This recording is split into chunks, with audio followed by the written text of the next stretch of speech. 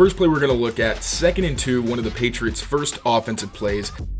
We talked about Kendrick Bourne and how, again, it feels like he's sort of, I don't want to say on his way out just yet. There's a lot of camp left. There's a lot of things going on. But outside looking in for sure. 100% missing the rest of the week with Mike Vrabel said he got rolled up on in that in-stadium practice on Friday. So, and when he did, I was looking down when he was on the bench. He kind of took one of his, I think it was his left shoe. Yes. And they were looking at it. So just for clarification on what exactly happened, he sat down, looked like he was in good spirits, like KB always is. Right. But clearly, if he wasn't at practice today, it was significant. So let's hit on the rest of the wide receiver and then as it relates to KB, what it may look like moving forward, because Kayshon Boutte continues to be in that top rotation as the X receiver. I noted that the first grouping in an 11-on-11 period today was Boutte, Kyle Williams, and Pop Douglas.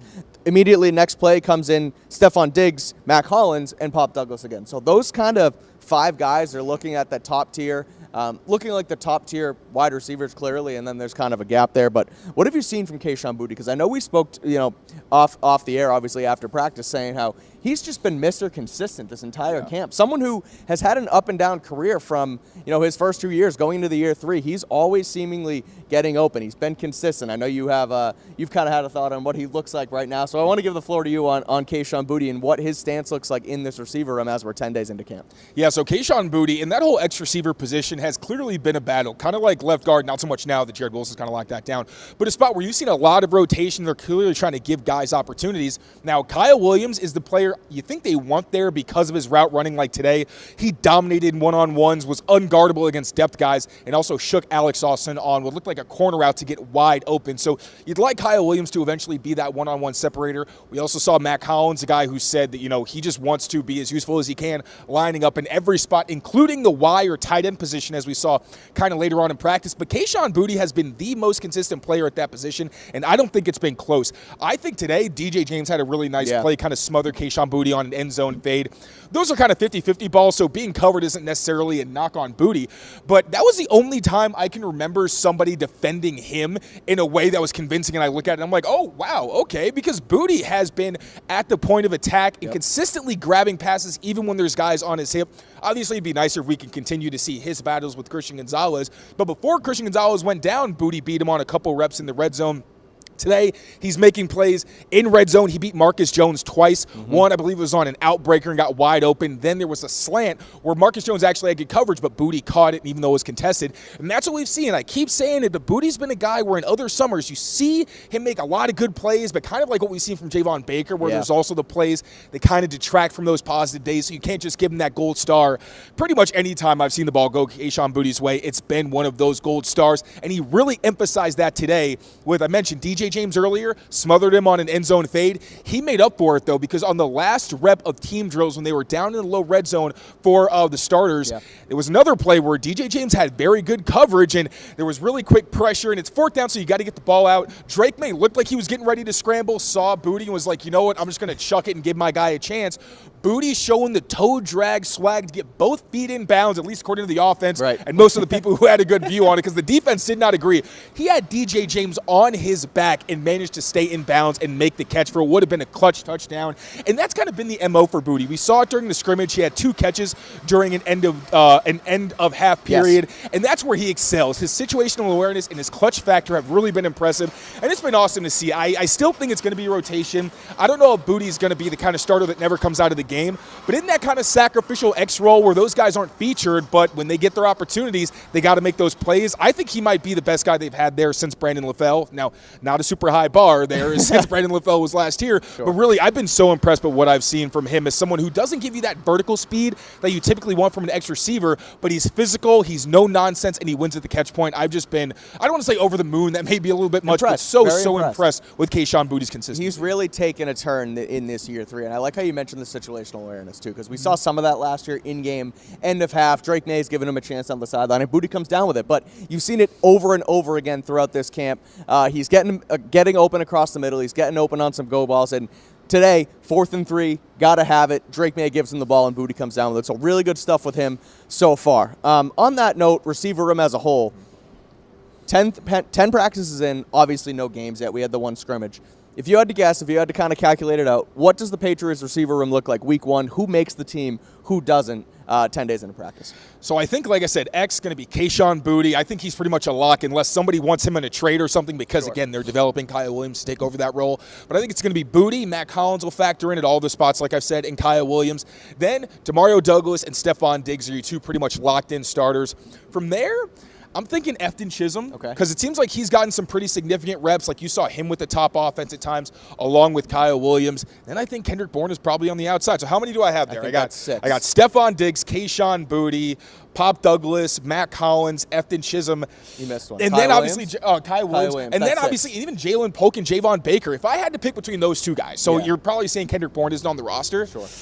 I might have to go with Javon Baker. Now, he hasn't been as consistent. Jalen Polk hasn't had quite as many highlight plays as Javon Baker's had. And I will say, I haven't seen any glaring mistakes from Jalen Polk, which is significant. And you got to give him his credit after he missed practices. 4-0 in one-on-ones today as well. Exactly. And it was against a couple were against Brandon Crossley. Like, it was against depth guys. But still, he is a depth guy right now, too. So, he is. And you saw the physicality in his route running. He went over against Crossley and went up and snagged one. Also just clean beat Isaiah Bolden and Marcellus Dial on slant routes. So, again, the consistency's been there. But I got to say, with Javon Baker, he did have one play where it looked like he had the ball and Crossley kind of punched it out. Crossley, I'm saying his name a few times. He's another guy kind of like in that vein of G.J. James, taking advantage of some opportunities. But Javon Baker also dominated. I think he got 3 straight touchdowns from Joshua Dobbs during 7-on-7s.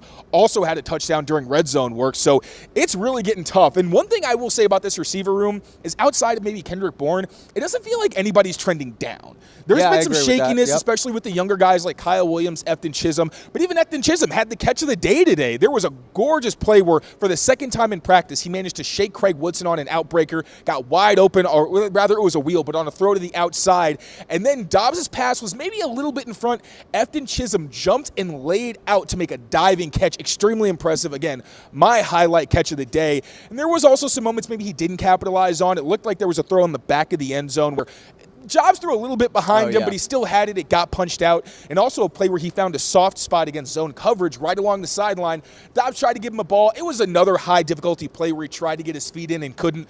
Higher difficulty reps again where I thought maybe he could have done better. But Chisholm's making plays as well, and you can see these guys are having growth. They're making plays, so it's really going to be competitive. This is the most intense wide receiver battle I've seen from this offense. Now, no studs, right? You don't have that like Jamar Chase or T. Higgins or anyone like that. But I think you've got a crop of guys who, if you plug them in, they could at the very least be impact players for you who may also have their ups and downs. But among the veterans, I've seen a lot of consistency. Yeah, it's definitely 53-man roster projection season after last week's practice. I think pretty much everybody started to put out their first versions of camp.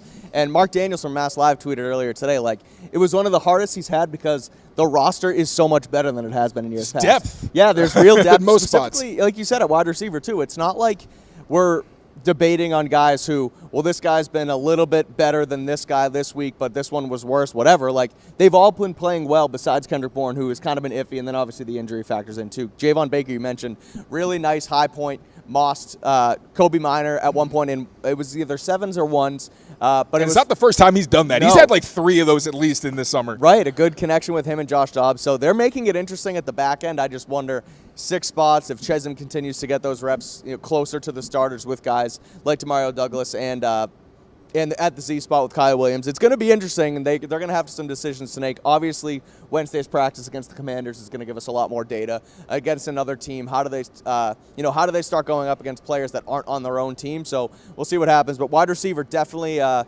fun competition to watch throughout these next couple weeks of camp. I actually got a question for you, and I can give my input too. Okay. So we think Matt Collins is probably a roster lock. Because, one, he is fluent in the Josh McDaniels offense. Again, the flexibility that we saw is something we haven't really seen from other players.